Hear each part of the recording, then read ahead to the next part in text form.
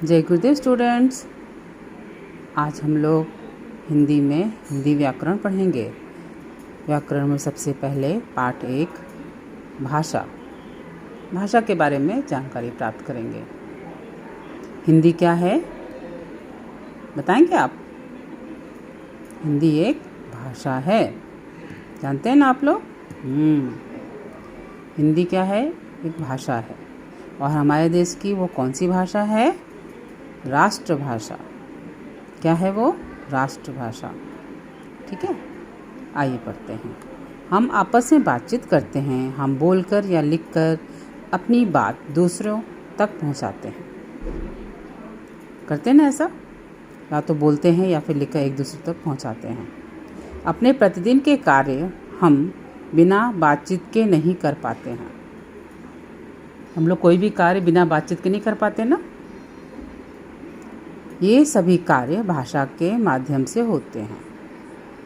ये सभी कार्य जो हैं वो भाषा के माध्यम से होते हैं, है ना? आप बोलोगे नहीं, आप लिखोगे नहीं, किसी से कहोगे नहीं, किसी का सुनोगे नहीं, तो हमारा कार्य नहीं हो पाएगा ना।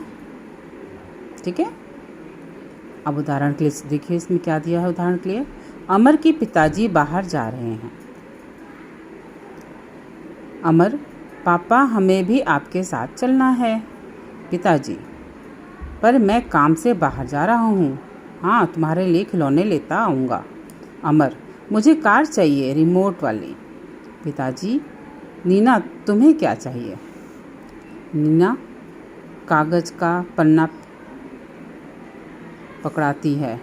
पिताजी पढ़ते हैं। पापा मुझे गुड़िया चाहिए और टॉफ़ी। पिताजी चले जाते हैं। ठीक है, आपने पढ़ा, इसको सुना। अब नेक्स्ट पढ़ते हैं हम। अब इसमें क्या बताना चाह रहा है वो सुनिए। जैसे अमर ने अपने विचार बोलकर प्रकट किए। अमर ने क्या किया? बोल के पापा जी से बोला कि उसे क्या चाहिए। क्या चाहिए उसको? रिमोट वाली कार। ठीक। और दूसरा हमने देखा कि बोलकर नीना ने अपने विचार लिखकर प्रकट किए, है ना। नीना ने क्या किया? कागज़ के पन्ने पापा को पकड़ाती है जिसमें लिखा रहता है कि पापा मुझे गुड़िया और टॉफ़ी चाहिए। क्लियर? तो हमने देखा कि बोलकर या लिखकर अपने विचार एक दूसरे तक पहुंचाने का कार्य भाषा करती है। भाषा में क्या करती है? एक दूसरे तक अपने विचार प्रकट करने का काम करती है ना। वह माध्यम जिसके द्वारा हम बोलकर या लिखकर अपने भाव या विचार दूसरों तक पहुंचाते हैं, भाषा कहलाती है ना। क्या है परिभाषा भाषा की? वह माध्यम जिसके द्वारा हम बोलकर या लिखकर अपने भाव, अपने विचार दूसरों तक पहुंचाते हैं, वो भाषा कहलाती है। जैसे अभी क्या था, अमर ने पापा से क्या बोला था? पापा हमें कौन सी कार चाहिए? रिमोट वाली। पापा पूछते हैं आपको क्या चाहिए? मैं बोले क्या हूँ खिलौना। तो अमर क्या बताते हैं? उन्हें रिमोट वाली कार चाहिए। पापा जी पूछते हैं नीना से तुम्हें क्या चाहिए बेटा? तो नीना क्या बोलती है? कागज़ का पन्ना पकड़ाते हुए जिसमें उसने कुछ लिखा था, पापा से बोलती है मुझे गुड़िया चाहिए और टॉफ़ी, है ना। तो हम क्या है, भाषा कैसे समझते हैं? वह माध्यम है जिसके द्वारा हम बोलकर या लिखकर अपने भाव विचार दूसरों तक पहुंचाते हैं, उसे हम क्या कहते हैं? भाषा। ठीक है। अब भाषा के रूप कितने होते हैं? मौखिक, लिखित। कितने रूप होते हैं? 2, मौखिक और लिखित। मौखिक भाषा बोलते किसको हैं? हम मुख से जो कुछ बोलते और कान से सुनते हैं उसे मौखिक भाषा कहते हैं। हम मुख से जो कुछ बोलते हैं तथा कानों से सुनते हैं उसे हम मौखिक भाषा बोलते हैं। ठीक है। और दूसरा क्या है? लिखित भाषा।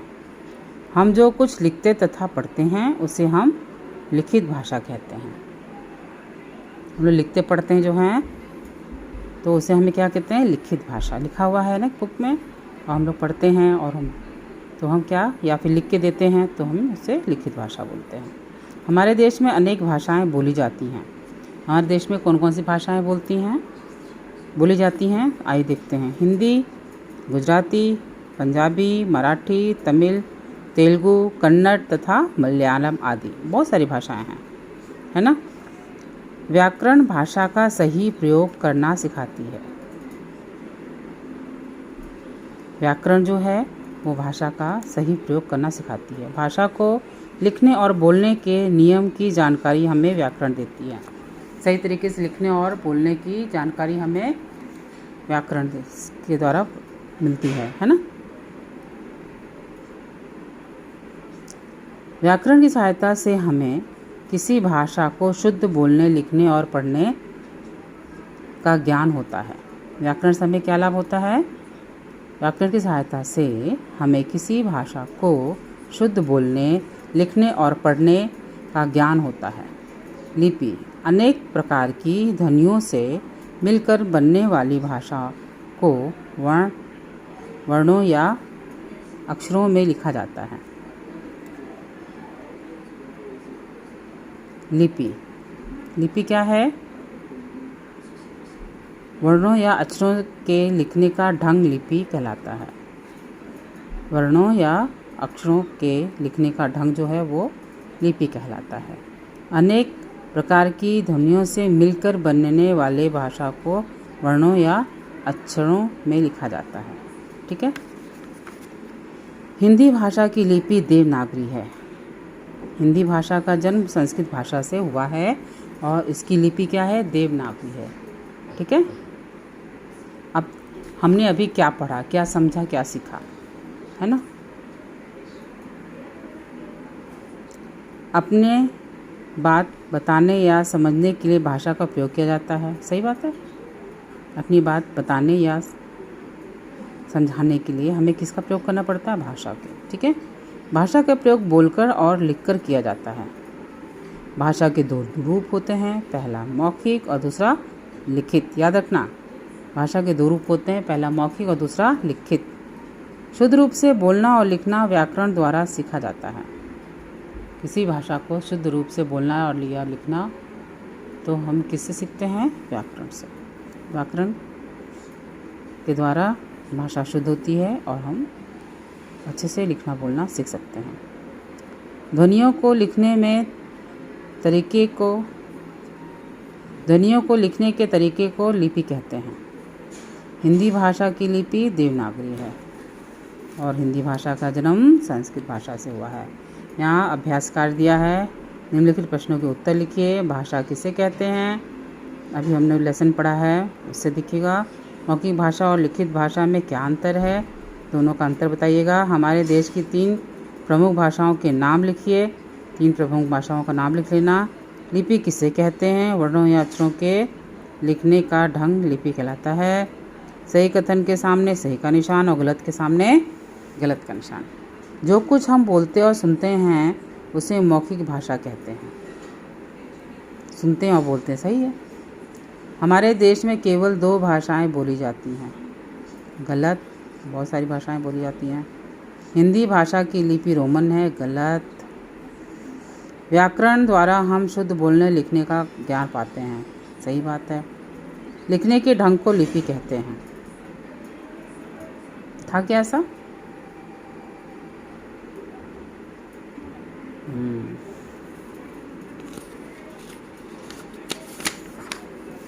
और भी है, देखिए अभ्यास कर।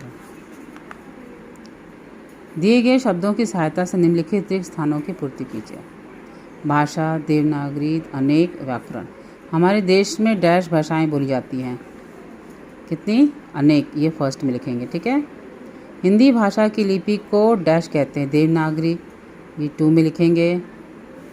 फिर आता है डैश हमें बोलने और लिखने के नियमों की जानकारी देता है। व्याकरण 3 नंबर। हम लिखने और बोलने का कार्य डैश के माध्यम से करते हैं, भाषा के माध्यम से करते हैं। ये 4 नंबर हो गया। नीचे दी गई वर्ग पहेली को भाषा के नामों द्वारा पूरा कीजिए। हाँ, बंगाली। ठीक है। फिर भोजपुरी, ये उड़िया, पंजाबी, मलयालम, ठीक है, तमिल, मराठी, तेलुगु, गुजराती। हो गया। अभी बिना देखे लिख लीजिएगा फटाफट, ठीक है। समझ में आया ना। हम लोग अभी भाषा के बारे में जानकारी प्राप्त कर रहे थे। ये आपका व्याकरण बुक है, 3rd क्लास का व्याकरण बुक है, ठीक है।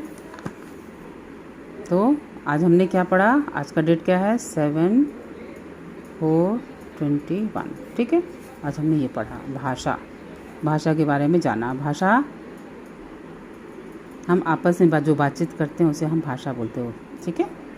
कोई भाषा हो सकता है, ठीक है, लिखना, पढ़ना, बोलना, ठीक है।